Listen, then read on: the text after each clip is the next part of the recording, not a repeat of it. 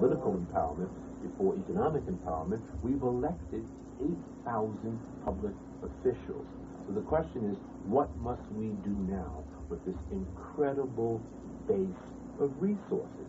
And I say that the first step in the process is that we must engage in Afrocentric thinking and understand that ours is a collective struggle and not an individual struggle, that we, like every other culture in this country, must begin to think race and culture first. Not only, but first. If you talk with a Jewish person today, they will tell you in a New York minute, in your face, it is the Jew first. And I say amen to the Jew. Okay?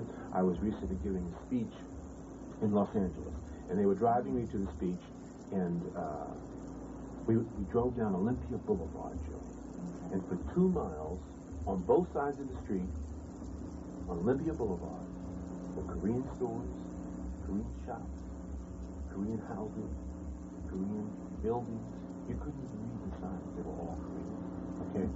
They did that in our neighborhoods, in our face, in 10 years.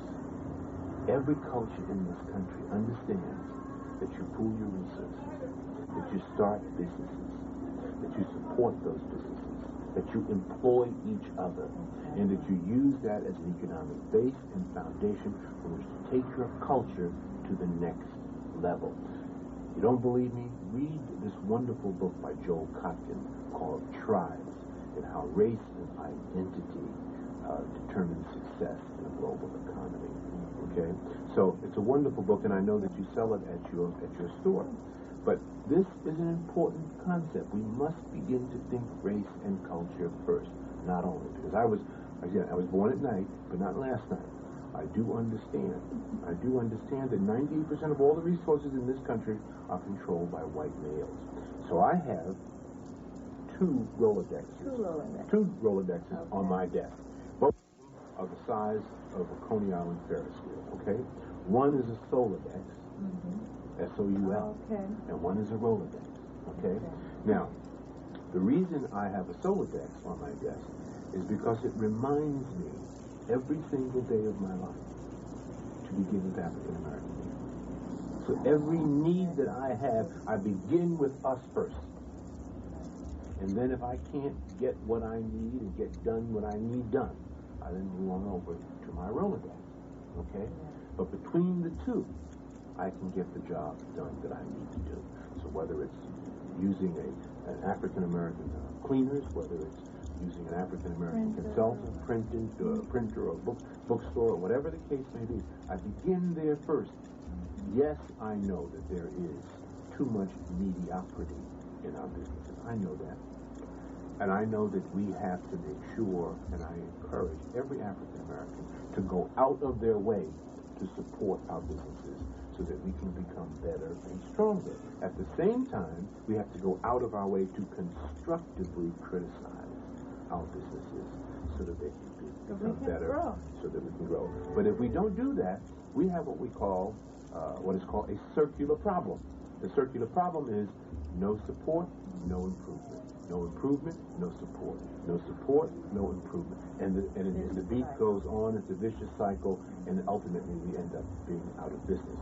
So we have to do that. And we have to demand excellence from every single African American that is out here and engaged in the process of business. And for the most part, people of our generation are really the first generation going into this entrepreneurial mode. I know that my father was West Indian. My mother's from Bunton, Georgia. He encouraged me. He's a cab driver all of his life. I'm one of 9 children born and raised in Brooklyn, New York. And because he was not able to get the kind of education I was able to get, and because he certainly could not climb the corporate ladder, the corporate doors were not open for him in the 30s and 40s and 50s, he encouraged me to get a good education, and I did. To get a good job, and I did. To climb the corporate ladder, and to retire after 30 years. He encouraged me to work, and to work for other people. He did not encourage me to go into business. That wasn't even part of the dialogue of our generation. Okay? Right. It was more survival. So now our those of us that are 30, 40, and 50 years old, are providing more options to our young people. We're saying, get a good education without question, because you can't do anything without your education. I mean, that's at the foundation of it all. It begins there. And then look at the options of opening your own business. Look at the options of working in the public or private sector to get training and the skills and the contacts and the access, and then consider opening your business after you get some experience, okay? Look at the option of working for one of the major black companies that is now emerging in America. And there are many, if you just look at Black Enterprise Magazine. So there are a lot more options for us, and I think we're going to see generationally that this will evolve and change. Dual options. What happened with me, I was working in a Fortune 500 company, and decided on the side with part-time to do my own business, going to shows, etc. And then finally, with all of the layoffs and the morale problems, I said it's time to at least take a chance on me. And by being able to build up a network part-time, I was able to do it full-time. And again, I want to encourage everyone to call 312-996-9549. That's the African American Culture Center. Find out more information about where Afriware is located, so you can pick up your copy of Success Runs in Our Race, the complete guide to effective networking in the African American community. Now, let's see, breaking the ice. That is a topic that is very challenging to me in going to networking events. Is there some, what can you latch on to? There's some kind of secret that you can tell the audience on ways to break into conversation. Break into a conversation, and that's one of the biggest challenges that we all face in trying to engage in conversation and network with people, is how to break the ice, what to say and how to say it. And I think that breaking the ice, one, deals with inner confidence. You just have to have the confidence that you are glib, and that you're conversational, that you're well-read. So you have to have something to say, which means read more. The more you read, the more knowledge you have, the more confidence you will have to begin the process of engaging in conversation. And the best way, the easiest way, is not to try breaking the ice with networking one-on-one, but to try and do it with a group and enter a group conversation. And the simplest way to enter a group conversation is to politely walk over, tap a person on the shoulder. If the group is closed, that will be the signal to sort of open the group, okay? And now that gets you into the moment. And then don't obviously start by asking a question. Start by listening. Find out where people are in the conversation, what they're talking about. Now, of course, never break into a small group if people are standing very close to each other. It tends to mean it's a private conversation.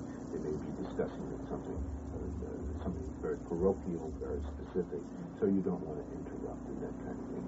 If you do want to talk to the person that might be in a very close private conversation, stand outside of that, those two people or that circle for a moment, and give eye contact, and that person will know and bring closure to that conversation, and come to you, and you'll have an opportunity.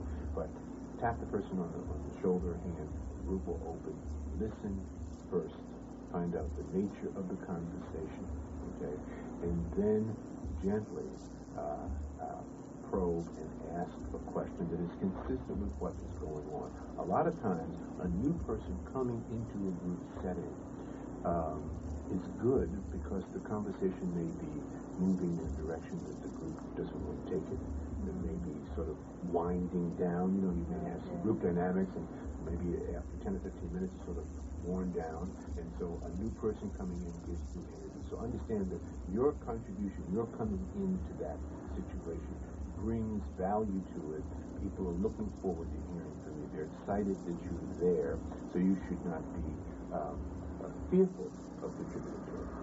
Okay. Well, certainly we didn't get to discuss half of the important information that you have in this book. So again, please call that number, 312-996-9549. This is chock full of information. by providing specific examples in the networking process. He also interviewed Dr. Ellen Poussin, Dennis Kimbrough, Earl Graves Jr. So again, Success Runs in Our Race, the complete guide. This is not a half thing. This is the complete guide to effective networking in the African American community. Thank you. You're watching the Chicago Access Network TV 19. Call CAN Info at 226-4636 for daily CAN TV 19 listings.